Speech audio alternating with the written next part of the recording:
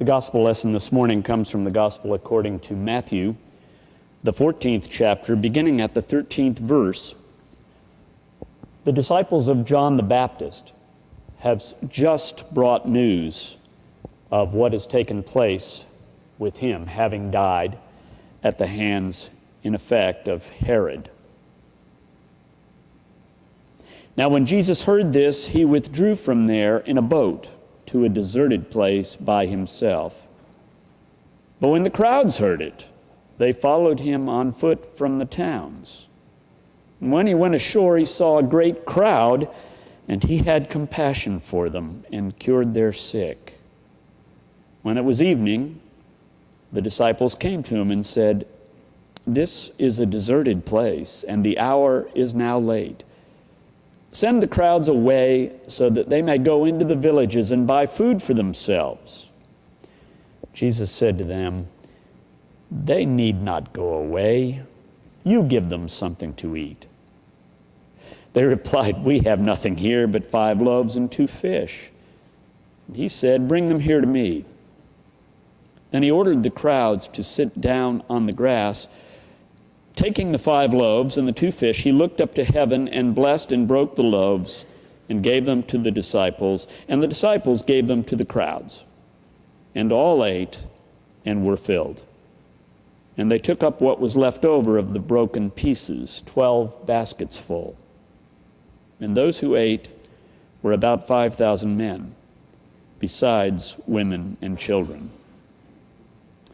This is the word of the Lord.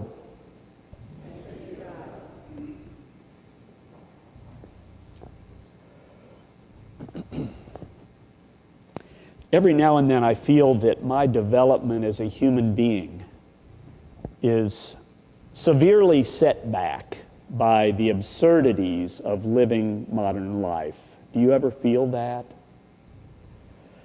For instance, this month especially, every time I settle down at home to go over the complexities of the various options of Medicare supplements and Medicare Advantage plans, there is always an intrusion upon my critical research.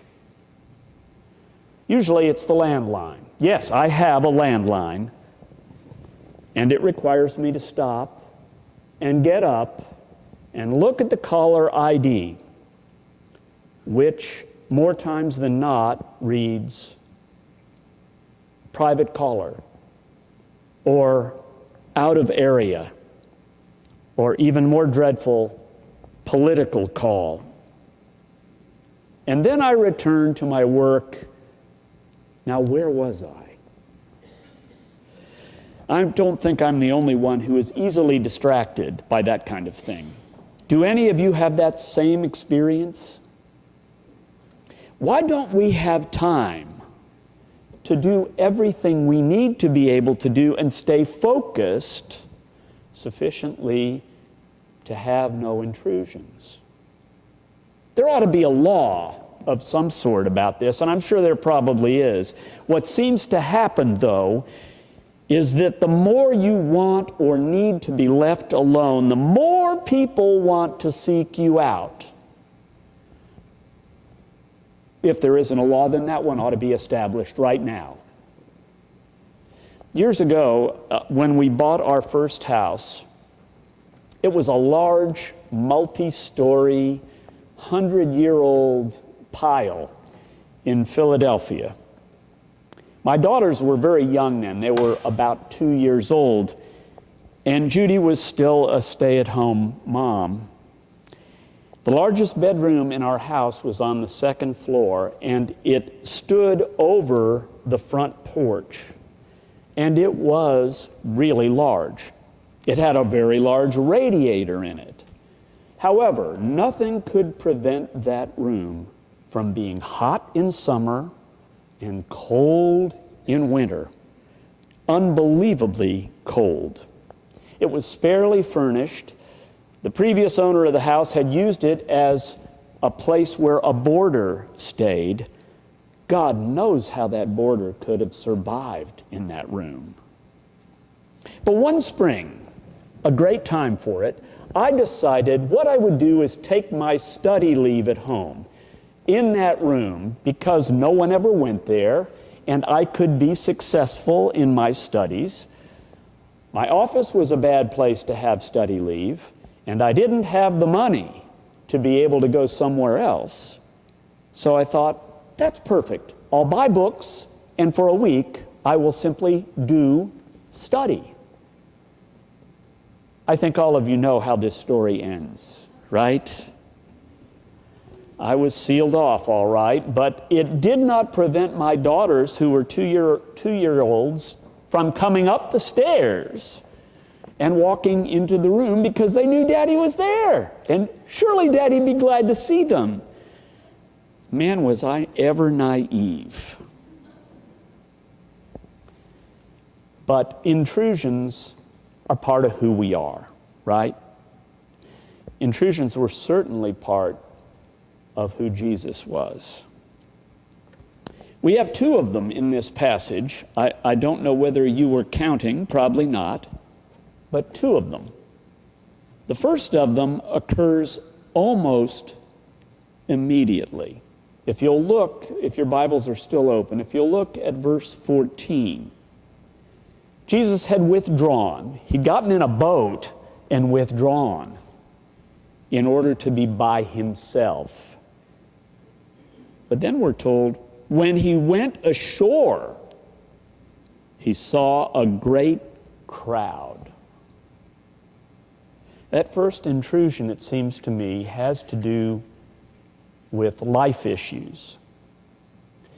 Maybe a better way to phrase it is end-of-life issues. Because it wasn't the end of life for Jesus, it had been the end of life for John the Baptist, with whom he was intimately connected in many ways.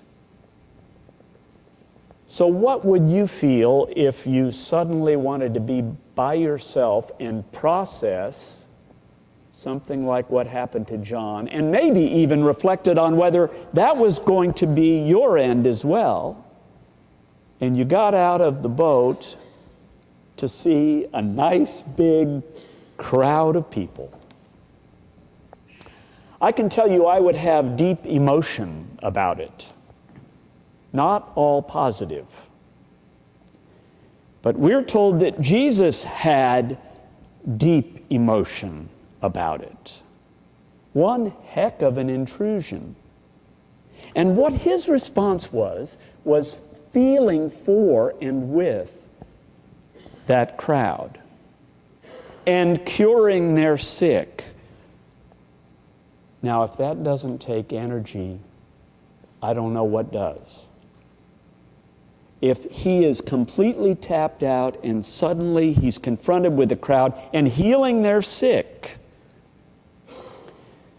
I'm just wondering if all of us have not felt some sort of arrested development take place in our normal lives when we're suddenly confronted with the inbreaking of compassion. How, for instance, would you respond to a youth who shared with you that she had staked her hopes on making first chair in the high school band? She'd practiced, she'd worked hard, she was sure she was better than any other of the players. But it didn't happen. And she feels like her whole life has kind of been wasted. How do you respond to a college student who has always had a focus throughout high school and college on being able to go to law school and then takes the entry exam, the LSAT, the LCAT maybe. What is it, Mike? LSAT. And absolutely goes down the drain on it. And everything begins to evaporate. How do you respond to a person who has been successful throughout her career as an executive with one company, only to be caught in a massive layoff What happens when that person comes to you? What do you have to say to them? Who among us has not at some time or other dropped everything to simply afford compassion or support? I mean it. I want you to think of those times. Jesus' second interruption is a little different, isn't it? Where do you suppose that comes in this passage? Oh, you're waiting with bated breath for me to tell you where it is. All right, it comes very quickly after that. In verse 15, right? He's interrupted by his own disciples. And what do they say? This is a deserted place, and the hour is now late. Send the crowds away so that they may go into the villages and buy food for themselves. Well, what they seem to be saying is, hey, Jesus, we're concerned about you and all the hard work you've had to do and all of the difficulties you've sustained, and let's lose the crowd, huh? But what they're really saying is, hey, Jesus, we're getting tired of this and we're hungry. So either have them break out the food they brought with them or send them into town to get it. I can remember many years ago, a close friend of mine was living in Des Moines, Iowa, and Des Moines had suffered a tremendous problem with flooding. And I spoke with him over the phone, and he commented that there was a lot to catch up on after nature's last 3 weeks, meaning the 3 weeks of rain that produced the flood. And I asked him how the community was coping with the event.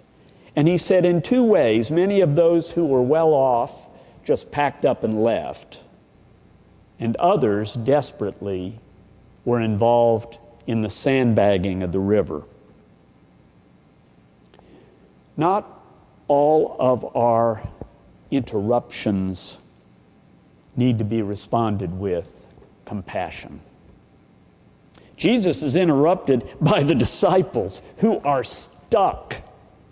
They're stuck in always going to him to get some sort of thing done. Do things for me. Now, I want you to think about that as present-day Christians. All right, Jesus, do things for me. Here's my situation. Get me out of this. Does any of that sound familiar? If you get me out of this one, I will really, really be grateful. And I'll go to church at least 1 month, 4 Sundays in a row. We're good at that kind of thing. But Jesus seizes upon the disciples' question with a sense of empowerment. These are people who need to be empowered. Jesus said, they need not go away. You give them something to eat. I can't count the times when I've been asked by one member of a family to go talk to another member of the family. You've got to tell my daughter, and you fill in the blanks, or you've got to tell my husband that, fill in the blanks. And as many of you know, that is a practice that a psychologist named Edwin Friedman called triangling, which basically means that a person who has no dog in the fight gets in the middle of 2 people who have dogs in the fight. Now imagine who gets bitten in that deal. All of us know something about it. What Friedman says is, you go direct. Do not get in the middle of something like that. You encourage those others to do it. So Jesus, in effect, is saying to his disciples, hey, look, don't hide behind me. You give them something to eat. So he refuses to kind of enable what is a kind of normal, really normal, at least in my life, sort of passivity. They go out and they find 5 loaves and 2 fish. That's all we've got. But you know, empowerment doesn't happen without some struggle. Arlene read the passage about Jacob, who struggles at the Jabbok brook with a man, or at least in one case, it's kind of supposed to be God. Everything else has gone before him. There are no possessions, no family, no nothing, and he contends by himself as he has to deal with the approach of his brother. It's hard. It's a struggle to be empowered. And you know what? The disciples were no different. It's a struggle to see Jesus healing all these people and then say, hey, look, how about we send the people into town? No, you give them something to eat. We need to hear this loud and clear. We've been empowered. So don't sit back and wait for God to do something that you should be doing. We have been empowered by the Spirit. That's the whole deal about the giving of the Holy Spirit. We've been empowered. We are more and we can do more than we ever imagined. Well, it's not by accident that the so-called feeding of the 5,000 has a connection with communion. So come to this table. Come to this table as people who recognize that intrusions may just be opportunities for compassion. Come to this table being reminded that intrusions may just be opportunities for empowerment. And if neither of those work for you, just come to this table. Amen.